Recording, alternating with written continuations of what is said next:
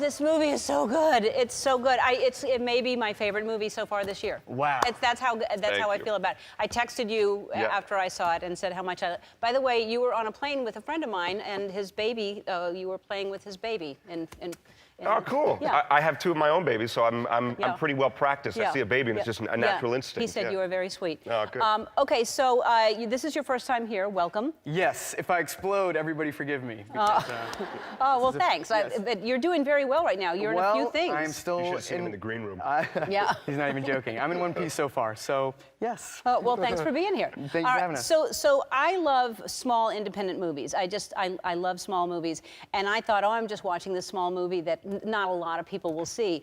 It's getting Oscar buzz. You're winning all kinds of awards, and the performances are amazing. And I'm so excited that people are seeing this movie because I really thought it was just a small movie, and it's getting a lot of exposure. So tell everybody what the movie is about. You want to? No, you take this. No, you take it. No, you do it. It's a love story. It's basically, I play a graduate student who's finishing up his doctoral thesis and goes to stay with a family, a very well-educated, sort of like polyglot family, of which Timothée plays Elio, their son. And over the course of this beautiful summer, you just get to watch two human beings fall in love with each other. And it's Who wouldn't fall in love with this guy right here, right? Yeah. It's so the movie is about the two of you having like this amazing chemistry. You had never met before, and you had one rehearsal, and the rehearsal was hilarious. This is well, we hadn't had a really proper rehearsal yet. Armie tells this story better than I do, so I'll let him cut me off at a certain point. But you know, we were rehearsing the villa. We were shot the film where the film takes place, and Luca, our director, one day says, "Okay, let's do a rehearsal. We're gonna go into the backyard. Join us." And so Armie and I were very enthusiastic. We had our scripts, and we went in the backyard. And we get out to this sort of like patch of grass, and he goes, "Okay, we'll rehearse right here. Let's just pick a scene. Let's do scene 71." And he just kind of arbitrarily throws out a number. So we go, "Okay, great." We go to our page, and we get to the page on the script, and all it says is, "Elio and Oliver roll around in the grass making out." And we kind of look at each other, and we're like, all right, here we go. That's why we're here. Let's do this. So we kind of get down on the ground and start making out. And he goes, no, stop. What are you doing? And we go, we're trying to make out. He goes, I want you two to make out like you want to make out with each other, like passionately. And we were like, good direction. Yes, that's exactly what we should be doing. Let's do it. So then we start making out, and then we're making out, and then we're making out, and then we're making out, and no one's saying stop, and all of a sudden we both kind of stop, and we look, and Luca had just walked away, and just left us, like there, rolling around in the grass. That's and that was our only rehearsal. That's hilarious. Yeah, it was a bit of an icebreaker. Yeah. Destroyed the ice. Yeah. Destroyed the ice. I heard that you had a little bit of problem because of razor burn. That was your biggest. That's true, yes. Yeah. Now you understand. Armie didn't have to deal with it because I am on the cusp of manhood. I don't really have to shave ever, so that's all right. But there's a significant beard going on there. That's a real thing people deal with. Oh, yes. I'm sure many people here know about that. Yeah. I don't anymore, but I did.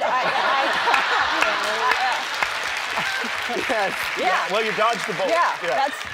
That's mainly why. That was That was the main reason. It was number one, and there were a couple of others. But so has your wife seen the movie yet? She has, and she loved it. Yeah. And, I mean, she loved the movie. She loved the book. She called it one of the sexiest books she's ever read. It is. In her It's life. one of the sexiest movies. And it's beautiful. The scenery, everything. And has your family seen it? My parents have seen it.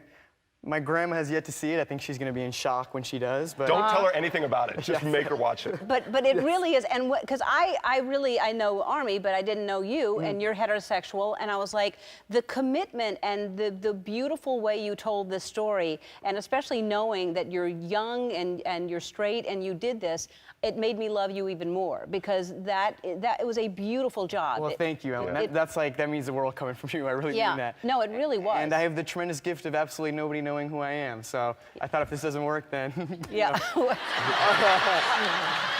On to the rest of life. Well, when anybody sees this, you are so sexy in this movie. You really, Okay. You are. Right. I mean, yeah.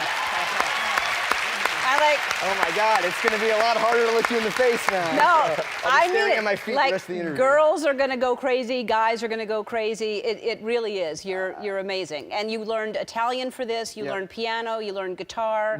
I mean, He's got all kinds of skills that you don't even know about. No, I mean, well, What the hell does that mean? All right. It's so there's a clip of you being a rapper that I understand that we have that. Yes! Yes! Let's take a look at the clip of you being a rapper. This makes me so happy. Look at me, it's Timmy T. About to hit him with the ZTST. Let's do a problem, let us see the probability you see me on TV. 1,000 trillion%. I'm a statistical wonder, a statistical gem. 1 in a zillion, about to net a million.